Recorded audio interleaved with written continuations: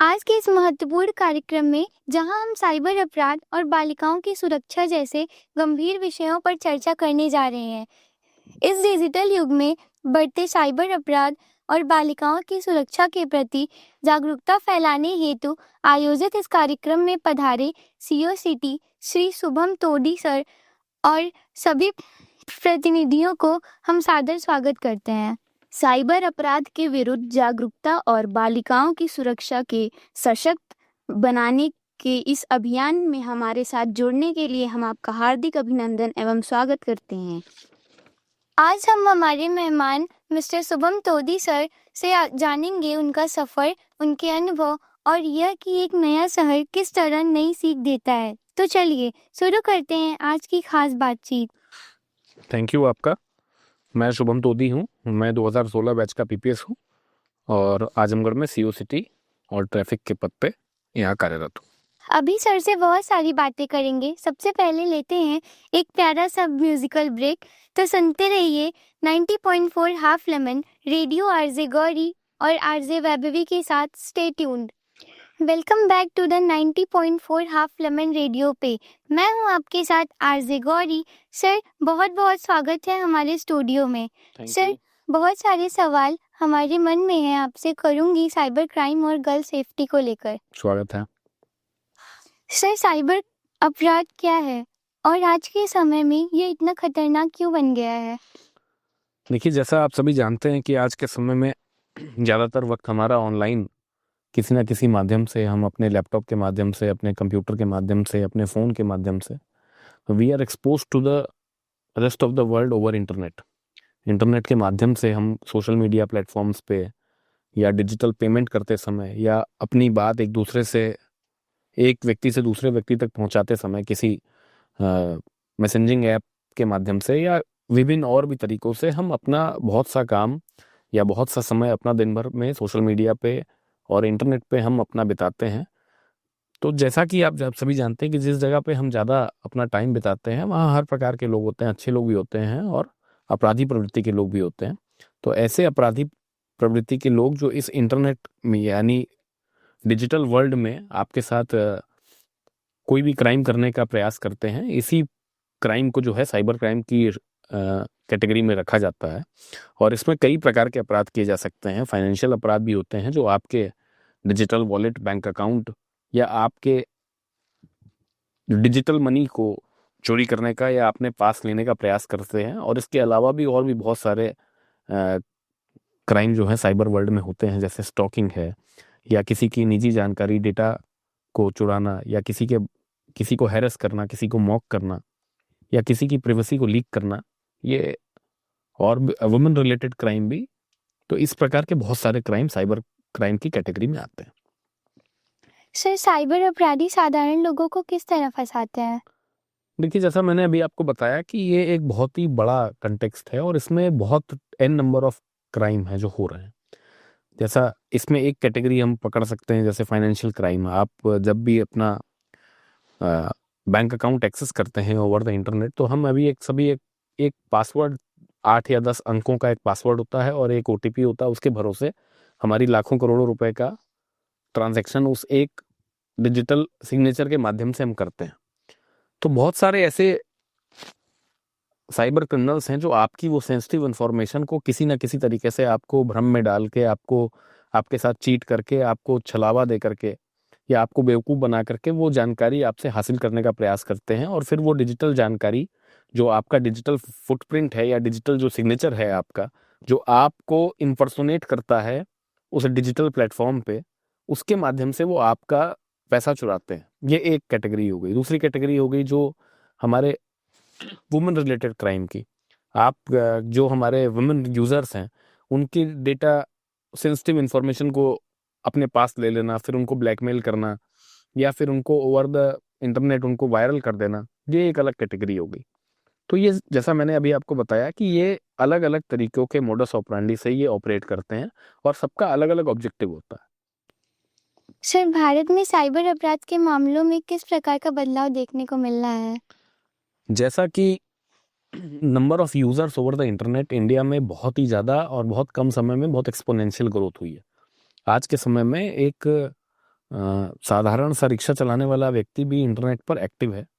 एक ठेले पर सब्जी बेचने वाला भी ऑनलाइन पेमेंट स्वीकार कर रहा है। तो आप समझ सकते हैं कि रूरल एरियाज में भी इंटरनेट की पहुंच जो है वो बहुत ही एक्सटेंसिव हो चुकी है। आज आजमगढ़ की अगर बात करें तो आजमगढ़ के जो सबसे दूरस्थ गांव होगा वहां पर भी ऑनलाइन डिलीवरी सामानों की पहुंचती है। तो यानी आप ये समझ सकते हैं कि वहां पर भी इसके यूजर्स अवेलेबल हैं। यहाँ कोई भी आज के समय में 10 में से 9 आदमी या 9 से भी ज्यादा आदमी इंटरनेट पर उपलब्ध है। सबके पास ऐसा बड़ा वाला एंड्रॉइड फोन अमूमन सबके पास मिल जाएगा। कोई 1-2% एक्सेप्शन होंगे जो नहीं यूज करते होंगे। तो जैसे जैसे यूजर्स की संख्या बढ़ी है उसी तरीके से साइबर क्राइम वर्ल्ड में साइबर क्रिमिनल्स की और इससे होने वाली जो क्रिमिनल एक्टिविटी है उसकी भी संख्या उसी रेशियो में बढ़ी है। लेकिन यूपी पुलिस पूरी तरीके से वेल ट्रेन्ड और वेल रेडी है साइबर क्राइम को टैकल करने के लिए। हमारे प्रदेश के जितने भी थाने हैं सब में आदरणीय डीजीपी सर की प्रेरणा से सभी थानों में साइबर हेल्प डेस्क बनाया गया है और हर प्रकार के साइबर क्राइम को वहां पर केटर किया जाता है, उनको टैकल किया जाता है, सॉल्व किया जाता है और अपराधियों तक पहुंच का कार्य करके उनको जेल पहुंचाने की कार्रवाई भी की जाती है। अभी सर से बहुत सारी बातें करेंगे। सबसे पहले लेते हैं एक प्यारा सा musical break.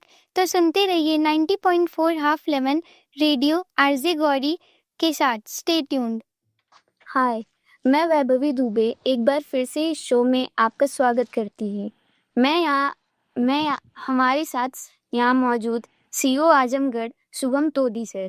Sir, as a girl मैं ये जानना चाहती हूँ कि हमारे शहर में गर्ल सेफ्टी के लिए क्या क्या इंतजाम किए गए हैं। बहुत ही अच्छा क्वेश्चन है आपका और मैं हाफ लेमन के माध्यम से आप सभी व्यूअर्स को ये बताना चाहूँगा कि सिर्फ हमारे शहर में ही नहीं बल्कि पूरे प्रदेश में जो महिला सशक्तिकरण और महिला सुरक्षा है ये इसको लेकर के शासन की मंशा बहुत ही स्पष्ट है और हमारे डीजीपी साहब की 10 प्राथमिकताओं में भी इसको शामिल किया गया है।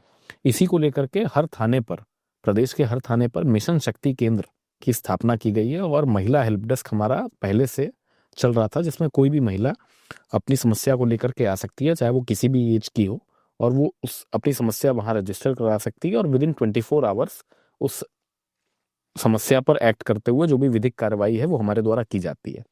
इसके अलावा बहुत सारे हेल्पलाइन नंबर्स हमारी तरफ से जारी किए गए हैं जिसमें डेडिकेटेड वुमेन हेल्पलाइन 1090 जारी किया गया है जिसमें कोई भी महिला अगर कॉलेज जाती है, स्कूल जाती है या अगर कहीं पर भी वो ऐसे ईव टीजिंग या कोई अगर उसको फॉलो कर रहा है, मॉक कर रहा है, अगर इस प्रकार की कोई उसको समस्या है तो वो अपनी समस्या उस 1090 हेल्पलाइन पे अपनी बता सकती है और तत्काल उस पर मुख्यालय स्तर से और स्थानीय स्तर दोनों स्तर से यानी लोकल लेवल से भी और हेडक्वार्टर लेवल से भी दोनों लेवल से साइमल्टेनियसली कार्रवाई उस पर की जाती है।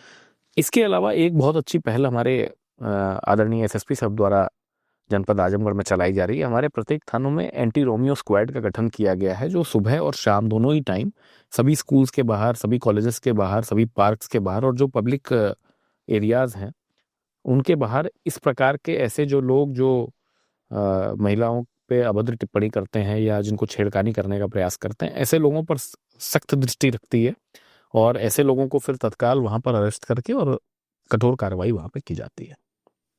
और सर, मैं आपसे ये जानना चाहती हूँ कि हाल ही में राजस्थान में एक ऐसा केस हमें सुनने को मिला है जहाँ पे एक क्लास 4th की बच्ची रहती है, उसे कुछ बॉयज बुलिंग करते हैं उसके साथ, और तो वो अपनी क्लास टीचर से ऐसा कहती है कि मेरे साथ ऐसा ऐसा हुआ, बट उसकी क्लास टीचर इग्नोर कर देती हैं। तो फिर तो वो लड़की जो है अपनी बालकनी से जाके फिर कूद जाती है और उसकी डेथ हो जाती है। तो अगर ऐसे ही ये सब चलता रहा हर स्कूल में तो इस क्राइम को हम कैसे रोक सकेंगे? देखिए, जैसा मैंने अभी आपको बताया कि सबसे पहले तो अगर इस प्रकार की किसी समस्या से आप जूझ रहे हैं तो आपके पास बहुत सारी हेल्पलाइन है, आपको थाने आने की भी जरूरत नहीं है।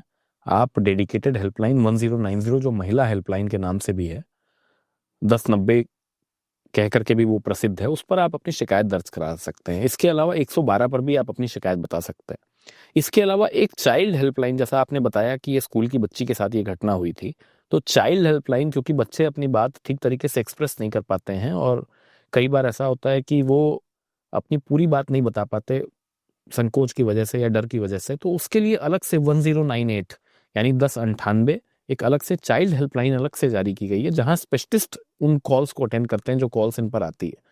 तो वो स्पेशलिस्ट इस बात के लिए पूरी तरीके से एक्सपर्टीज है उनकी कि वो बच्चों की थोड़ी कही बात में भी वो पूरी बात समझ जाते हैं, और फिर उनके स्तर से भी और लोकल स्तर से भी उसमें तत्काल कार्रवाई की जाती है।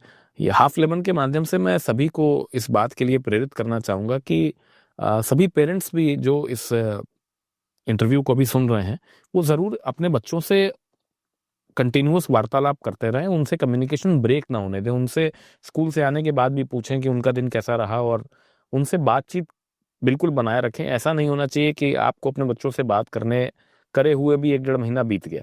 गैप नहीं आना चाहिए, क्योंकि बच्चे जितना खुल के अपनी बात अपने पेरेंट्स से बता सकते हैं, उतना और किसी से नहीं बता सकते। तो ये पेरेंट्स के लिए ज़रूर है कि वो अपने बच्चों से कम्युनिकेशन गैप बिल्कुल भी ना होने दें।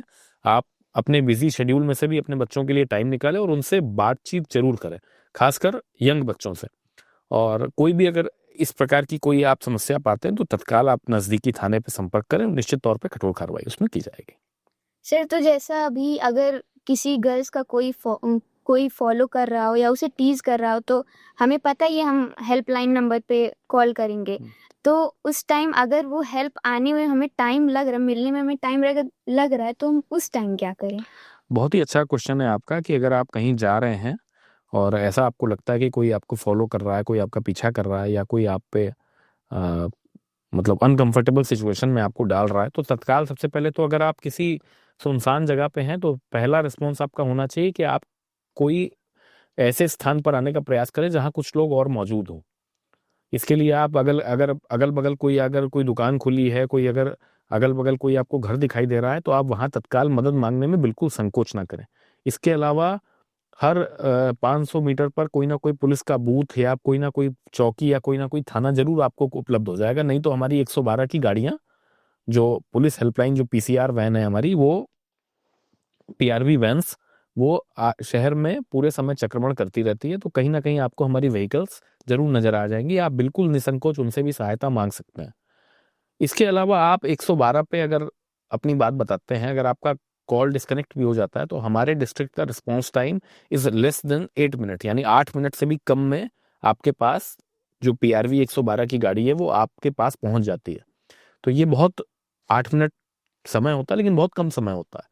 तो अगर आप ऐसी कोई सिचुएशन में हैं, तो आपका पुलिस के रिस्पॉन्स टाइम से ज़्यादा इंपॉर्टेंट है कि आपका खुद का रिस्पॉन्स टाइम कैसा है।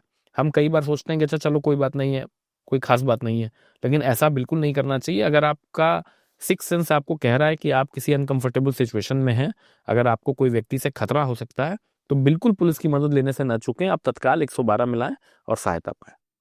तो सर, जैसा कि आपने ये सब बताया, और अगर आप अपने छोटे बच्चों को या फिर और स्कूल के स्टूडेंट्स को अगर एडवाइस देना चाहिए इस सब टॉपिक पे, तो क्या देना चाहेंगे आप?